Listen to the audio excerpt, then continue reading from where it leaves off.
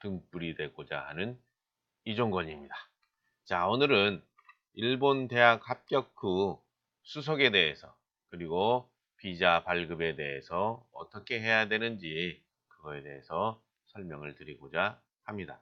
자, 일본 유학을 준비를 해서 공부를 열심히 해서 합격을 했다고 가정을 하고, 아니 지금 합격을 했을 때 그 다음에 해야 하는 내용들이 어떤 거가 있는 건지에 대해서 살펴보도록 하겠습니다. 지금 학교에 지금 로고들이 쭉 떠 있는데 제일 위가 도쿄, 교토 뭐 이렇게 가고 있는 거죠. 여기에 떠 있는 학교 로고가 있는 대학이면 좋은 대학들, 상당히 많지만은 상당히 좋은 대학들의 로고들을 뭐 흔히 얘기하는 편차치 기준으로 위에서부터 정리를 해 봤습니다. 자, 대학 준비해서 합격했습니다. 합격을 하고 나면은 우리들은 이 합격한 거 이 순간을 무지 기뻐하고 환호성을 지릅니다. 그리고 나서 며칠 뒤에 집에 우편물이 하나 도착을 하게 됩니다. 합격 통지서와 함께 입학 서류에 대한 안내가 옵니다. 자, 이 입학 서류의 안내를 보고 처음에는 합격 통지서가 있어서 와 신나라고 합니다. 그다음에 입학금 얼마지? 등록금은 또 얼마야? 어디다 내야 되는 거야? 그리고 필요 서류들은 뭐뭐가 있지? 이거에 대해 고민을 하기 시작합니다. 지금까지 안 봤던 모르는 단어들이 등장하기도 합니다. 거기에 우리 학생들이 상당히 혼란을 겪고 있죠. 재료카드 복사를 해서 내려는데 나에게는 이 재료카드라고 그러는 놈이 없는데 어떡하지? 이거 본 적도 없어요. 뭐 이렇게 얘기하는 사람들도 있고, 재료카드에 뭐 재료번호를 써내려는데 재료번호가 도대체 뭐야? 뭐 이런 사람도 있습니다. 또 준비 서류를 잘 쳐다보면은 준비 서류 안에 이런 게 있죠. 주민표. 야, 주민표를 한부 내라고 얘기를 합니다. 주민표? 야, 일본의 주민표? 이런 거 나에게 없는데 어떡하지? 또 이렇게 또 고민을 합니다.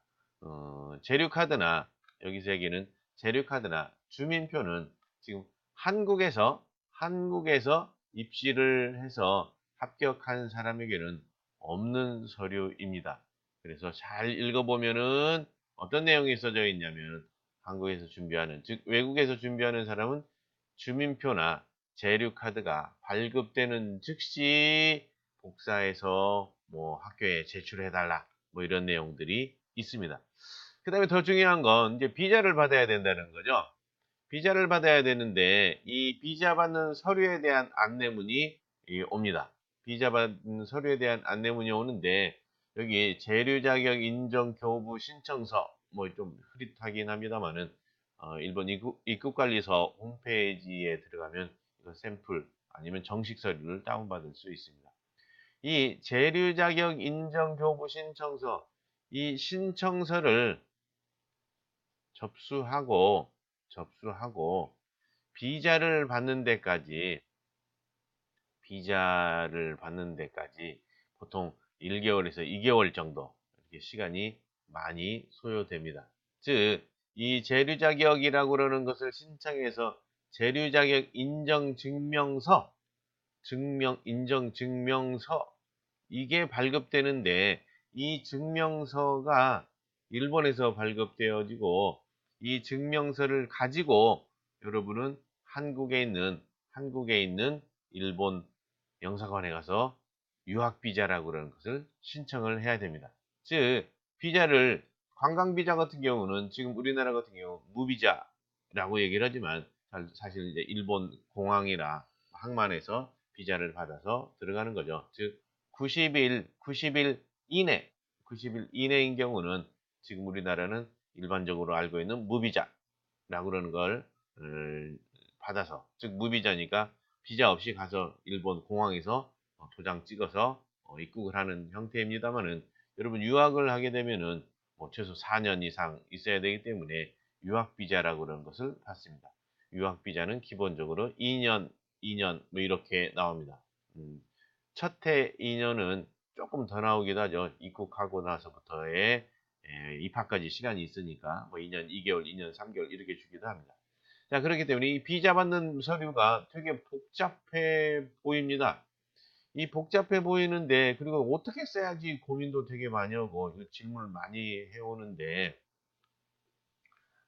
해오는데, 이게, 학교에서 대행을 해주는 경우들이 있습니다. 대학에서 대행을 해주기 때문에, 그 대학에 꼭 입학을 해야겠다라고 생각되는 사람들은 대행 신청을 해서 이렇게 재류 자격 인정 증명서라고 하는 것을 받아서 그걸 한국에 있는 영사관에 신청해서 유학 비자를 받으면 되는 겁니다. 유학 비자라고 그런 것은 여권에 이렇게 도장처럼 찍어주는 경우도 하고 스티커처럼 이렇게 붙여주는 이런 거이기도 합니다. 비자를 받게 되면은 여러분은 출국을 하게 되는 것입니다. 자, 근데 이제 우리 입학서류 중에 좀 복잡한 내용들이 있습니다. 어떤 내용들이냐 하면은 지금 입학금만 낼 것인지 등록금까지 같이 낼 것인지 하는 거, 이거 잘 생각을 해야 되죠. 즉 입학금만 내면 이제 합격을 했으니까 입학 허가증이 옵니다. 입학 허가증만 있으면 일단 비자 서류 신청은 가능합니다. 등록금이라고 그런 것은 4월 1일 이후부터 내가 이 대학에 다니겠다 하는 수업료죠. 그래서 이걸 분리해서 낼 수도 있고, 입학금만 내놓고, 예를 들어서 뭐 국립대학이 늦게 발표니까 국립대학에 합격 추이를 봐서 뭐 등록금도 내야겠다, 뭐 이렇게 생각하는 사람들도 있습니다.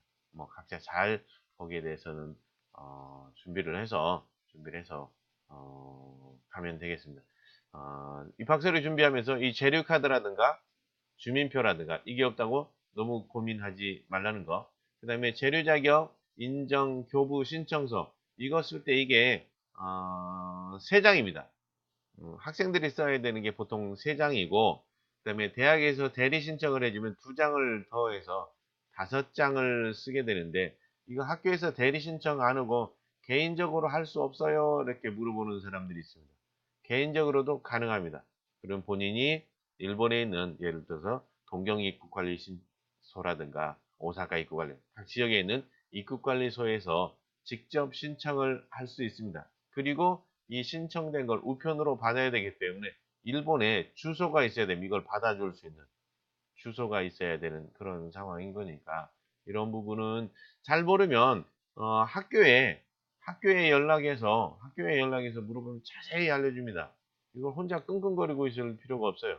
합격하고 나면 이제 갑과 을의 위치가 바뀝니다. 여러분이 입학금을 내고 나면 이제 을이 아니고 갑이 되기 때문에 여러분이 얼마든지 학교에 당당하니 모르는 거에 대해서 물어볼 수 있다는 겁니다. 잘 준비해서 일본 가서 대학에 무사히 입학해서 멋진 유학생활 할 수 있기를 바라겠습니다. 오늘 여기서 간단히 유학비자 발급에 대해서, 입학 서류에 대해서 설명을 해 드렸습니다. 감사합니다.